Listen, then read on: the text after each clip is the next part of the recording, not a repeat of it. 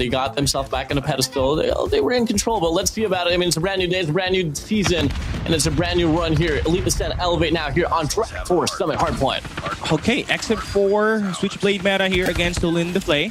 Elevate Kendi is going to be the main talking point here, as he's definitely one of those guys that have been put in the board last year where, you know, his respawn metrics have not been up to par as it was back in the 2024 season, but ultimately he's looking pretty good here off the opening rip. He's got 3 kills to his name, but Elite Ascend are playing a little bit more scrappy fight here. Elevate are getting a run for their money on this P1. Yeah, I mean, it's really hard to get a lot of footing inside of the hill, but this is very impressive for set of Elite Ascend, you know, to not just break away quite early on to say though. But back and forth we get to see so far. Breaking the board here is going to be Sasano fighting a 7 spree to his name already. 6% past at 5. There's a lot of back and forth going on. It's truly a star to be talking about. PJ, 4 spree, 3 spree there on the main side. That's going to be enough as well, enough leverage for them to be able to create the space to get some definition inside of the hill. Now we hit the strike for P2.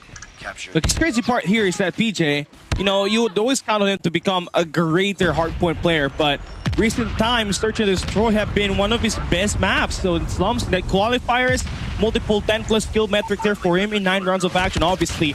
And that's going to help these guys up a lot. But here we are, P2 coming up next, hardpoint opening up, and operators have been brought out here early. Susano's going to have that, put some pressure on that high ground. And again, Elite Ascend are going to get laid down upon. This is the quality in the qualifier of Elevate. How they get it done in this hard point, nobody has really broken the system, maybe except for Q9 in that 2025 World Championship run. Yeah, just really great reads overall. I mean, there was a moment in time where Elite Ascent was spawning out there, back green, C-Dom spawns. It didn't matter for instead of Elevate. They just had their eyes in multi-directions, and they were just able to win their individualities.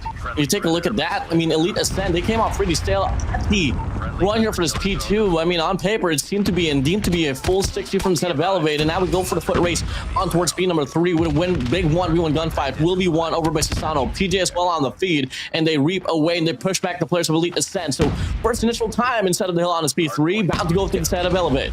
How do you hold it down if you are Elite Ascend? You're trying to make that break, but operators are coming in. That Predator missiles just managed to stop your whole slow attempt at attacking through the front, and now BJ is going to be brought out. Pacify, great War Machine investment. Now they find the break inside of the point, so that's clinical off-timing push that Elevate will not see coming. And Elite Ascend are going to continue to streak up here.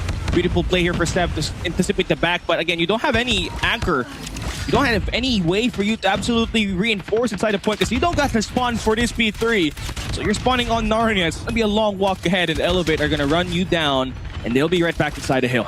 Yeah, great touch to detail there for Sasano. He spawned out there deep side, and he was just anchoring down the spawns, letting the rest of the crew from the side of Elevate to just be able to get the breakdown here from the front. And now, you take a look at this, 2 steps of a play here from the side of Elevate. They're able to get the scrap time. They're simultaneously push up as well towards the next spawns, leaving back, pushing back 3 players from the side of Elite Ascend. As we open things up, Elevate will be coming from the C-Dom spawns. While on the contrary, Elite Ascend, I mean, they got to some point definition, but all of a sudden, Yopi outbeats the equalizer. And Elite Ascend, I mean, they're trying to hang off for their life. A lot of investments will be coming through. The clock gets canceled out. Elevate just winning by sheer mechanical gunfights. It's not just sheer mechanical gunfights. They don't care about where the spawn is. And Elite Ascend are just kind of expecting them to actually flip the spawn off the rip, but in that first 30 seconds, they're just straight up brute forcing their way inside of that point. And Elite Ascend are definitely going to be thrown off guard of that.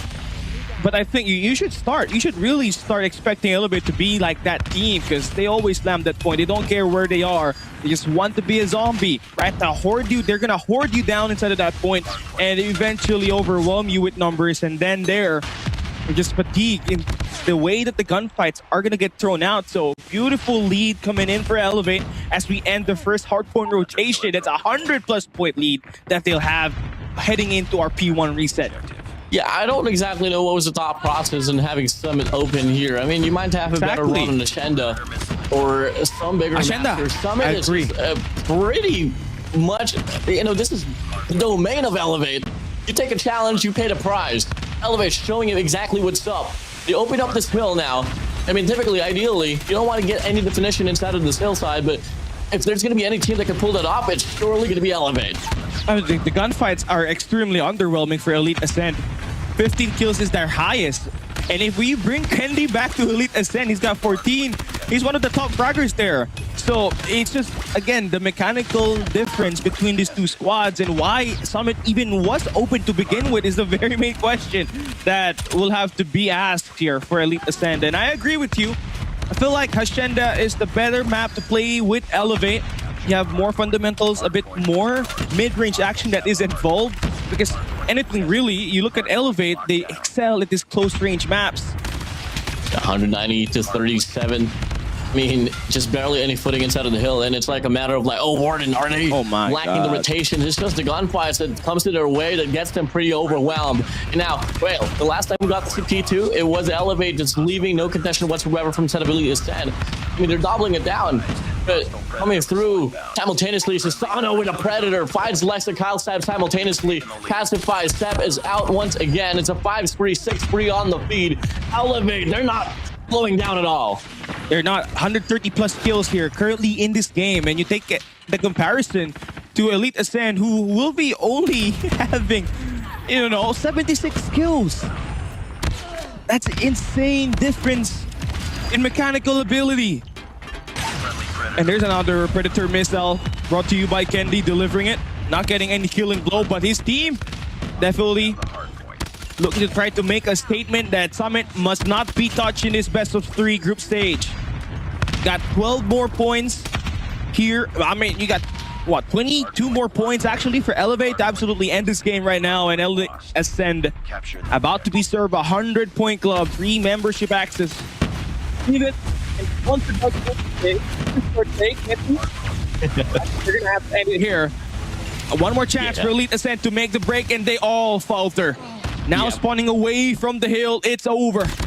It's looking like Elevate will continue the dominance in hardpoint here in this group stage, and they look to try to topple over Elite Ascent, who took the #1 group stage standing after day 1. We welcome you to group stage, baby. Elite